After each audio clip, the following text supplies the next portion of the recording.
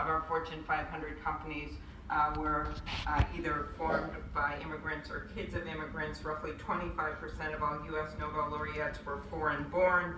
And just to understand, in a state like mine where we have entry-level workers in dairies are immigrants, major doctors at the Mayo Clinic, police officers who are Somali, if you see that economic benefit of immigrants in our society.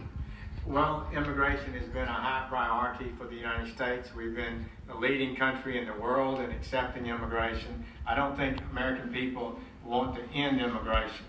I do think that if you bring in a larger flow of labor than we have jobs for, it does impact adversely the wage prospects and the job prospects of American citizens. I think as a nation we should evaluate immigration on whether or not it serves and advances the national interest, not the corporate interest. It has to be the people's interest first, and I do think too often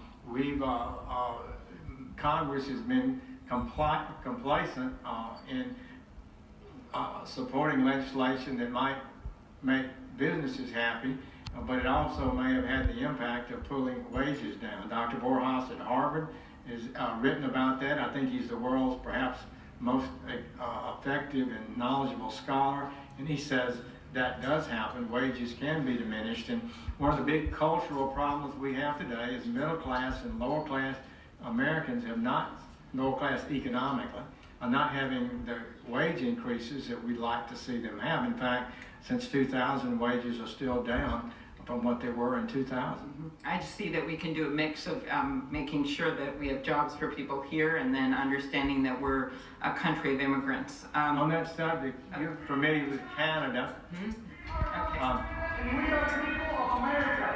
You are not to be gone against prohibited legislation that will keep black families together. You are supported by hate groups that are helping to push racist legislation. You are not the Attorney General. Mr. Chairman, if I could just have